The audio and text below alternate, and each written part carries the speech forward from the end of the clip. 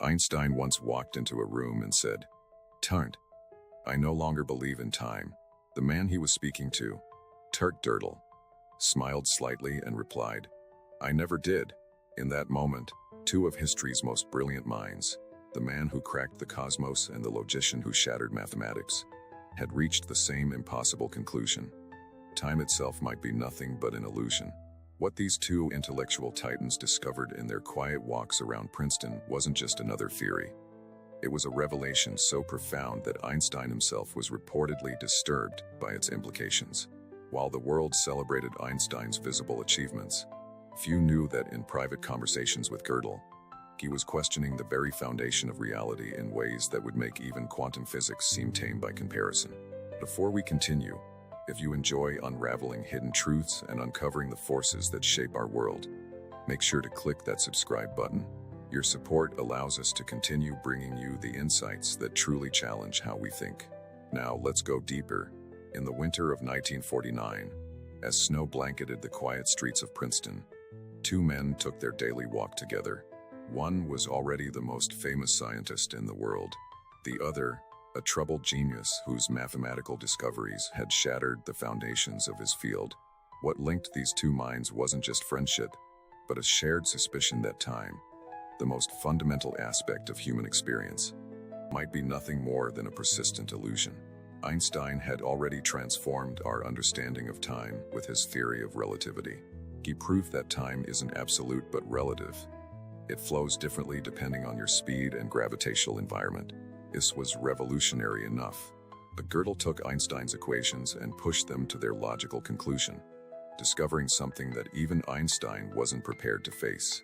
Gödel found a solution to Einstein's field equations that described a universe in which time travel was not just possible but inevitable. A universe where cause and effect could be reversed, where the future could influence the past. In such a universe, time as we understand it, as a linear progression from past to future, simply cannot exist. But what does this mean for consciousness, for our subjective experience of existing in time? This is where things get truly strange. Consider this. Every moment of your life feels like now. The past exists only in memory, the future only in anticipation. You never experience anything except the present moment. But what defines this now? Why does it move forward and not backward? And most puzzlingly, why does it move at all? Neuroscience tells us something remarkable. Your brain processes different sensory inputs at different speeds. Visual information takes longer to process than auditory information. Touch is processed at yet another rate. This means that your experience of now is actually a carefully constructed illusion, a symphonic integration of information arriving at different times, all presented to your consciousness as a unified moment. Your brain is constantly time traveling, reaching back milliseconds into the past to create a coherent experience of the present. And this leads to a profound realization. Consciousness itself might be the very thing that creates our experience of time flowing. Let's go deeper by examining what happens when consciousness is altered. During deep meditation, people often report experiencing timelessness, a state where past, present, and future seem to collapse into a single point. Similar experiences occur during certain psychedelic experiences or in moments of extreme focus or danger. Time dilation, where seconds feel like minutes or hours, is a common report. What's happening in these moments? Neuroscientists studying these phenomena have discovered that during these states, the default mode network, the part of the brain responsible for our sense of self in time, becomes less active. As this happens, our rigid perception of linear time begins to dissolve. This aligns perfectly with Gödel's mathematical discoveries about time. He proved through Einstein's own equations that in a rotating universe, closed time-like curves could exist, paths through space-time that return to their starting point. In such a universe, the distinction between past, present, and future becomes meaningless. Einstein was so troubled by this implication that he spent the last years of his life trying to find a way to eliminate this possibility from his equations. He never succeeded. Why was Einstein so disturbed? Because if time isn't real in the way we think it is, then free will, our ability to make choices that affect the future, comes into question. If the future already exists in some sense, how can we truly choose it? This was a philosophical abyss that Einstein wasn't prepared to face. But here's where things get even more mind-bending. Quantum physics, a field that both Einstein and Gödel were deeply interested in, suggests that the observer plays a crucial role in determining reality. The famous double-slit experiment shows that particles exist in multiple states simultaneously until they're observed. Observation itself seems to collapse possibility into actuality. What if consciousness does the same thing with time?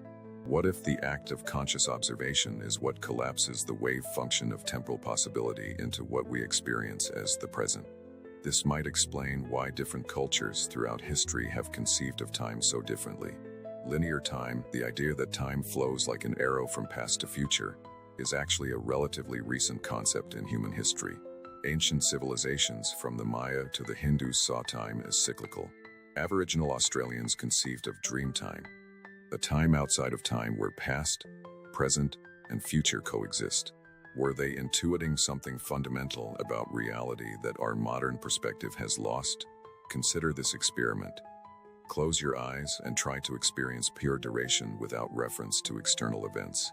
You'll quickly discover how slippery time becomes. Without markers like heartbeats, breaths, or thoughts to measure against, our sense of time's passage dissolves. This suggests that time isn't something we perceive directly, but rather construct from sequential experiences. But the rabbit hole goes deeper still. Both Einstein and Gödel were influenced by the philosopher Immanuel Kant, who proposed that time and space aren't features of the external world, but structures imposed by the mind to make sense of experience. In other words, time might be a lens through which consciousness views reality rather than a fundamental aspect of reality itself. This brings us to the block universe theory, the idea that past, present, and future all exist simultaneously, like different points on a map. From this perspective, the flow of time is an illusion. Everything that has ever happened or will happen exists eternally in a four-dimensional block of space-time. Our consciousness simply moves through this block, experiencing different slices of it as now. But if this is true, why do we experience time as flowing in one direction? Why can we remember the past but not the future? This is where entropy enters the picture, the tendency of systems to move from order to disorder. The arrow of time points in the direction of increasing entropy. But entropy itself is statistical rather than absolute. It describes the most probable path a system will take, not the only possible path. Here's the OSH*T moment. What if consciousness itself is an entropy-defying force? What if the very purpose of consciousness is to create order from chaos, to reverse entropy locally even as the universe as a whole moves toward greater disorder? This would explain why life, and particularly conscious life, seems to run counter to the general tendency of the universe toward disorganization. Gödel's friendship with Einstein in their later years centered around this very idea, that consciousness might be more fundamental to reality than time itself. Gödel believed that idealism, the philosophical position that mind or consciousness is the primary reality, was the only rational conclusion one could draw from modern physics. Einstein, though reluctant to go that far, couldn't formulate a convincing counterargument. The implications are staggering. If consciousness creates our experience of time rather than the other way around, then perhaps consciousness isn't bound by time at all. Perhaps it exists outside of time, merely intersecting with the temporal dimension in what we experience as our lives. This would explain reports of near-death experiences where people described existing in a timeless state. It would explain the phenomenon of life flashing before your eyes, where decades of memories can be experienced in seconds. It might even explain certain aspects of quantum entanglement, where particles separated by vast distances can affect each other instantaneously, seemingly defying the speed of light. Einstein called quantum entanglement spooky action at a distance, and considered it the greatest challenge to his theory of relativity. What if the solution isn't to modify our understanding of space but our understanding of time? What if entangled particles aren't communicating faster than light but are in fact connected outside of time altogether? The most profound implication of all this is that death, often conceived as the end of our time, might be better understood as a transition out of time. If consciousness precedes and creates our experience of time rather than arising from it, then consciousness cannot be limited by temporal boundaries. This is not to make a religious claim about immortality, but rather to suggest that our understanding of what life and death are might be fundamentally limited by our temporal perspective. Just as a two-dimensional being cannot conceive of the third dimension, perhaps we three-dimensional beings cannot truly conceive of existence outside the fourth dimension of time. So where does this leave us? If time as we experience it is a construct of consciousness, what does that mean for how we live our lives? Does it render our choices meaningless, or does it imbue them with even greater significance? The answer might lie in how we choose to interpret the relationship between consciousness and time. If time is merely the canvas upon which consciousness paints, then each moment becomes not just a point on a predetermined timeline, but a creative act. Our choices don't just select from possible futures. They participate in the very construction of reality. This perspective transforms how we might think about memory and anticipation. Memory becomes not just a record of what was, but an active reconstruction that shapes our present. Anticipation becomes not just prediction, but participation in creating what will be. Each moment of consciousness becomes a nexus point where past and future meet and are reshaped. Einstein and Gödel never published their most radical ideas about time and consciousness. Perhaps they felt the world wasn't ready, or perhaps they recognized that their insights led to a place where science blurs into philosophy, where equations give way to experience. But their forgotten theory, that time might be secondary to consciousness rather than the other way around, offers us a new lens through which to view existence. It suggests that we are not just observers moving through time, but creators of time itself. Our consciousness doesn't just experience reality, it participates in shaping it. So the next time you find yourself rushing through life, anxious about the future or regretful about the past, remember, those constructs exist primarily in consciousness.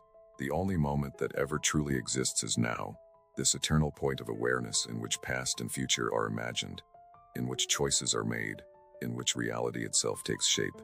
If this exploration of time and consciousness has made you think, challenged your assumptions, and sparked a deeper curiosity about the nature of reality, then make sure to subscribe. Don't forget to hit the like button and share this video with those who need to hear this truth. Are you merely passing through time, or is time passing through you? The answer might be more significant than you think.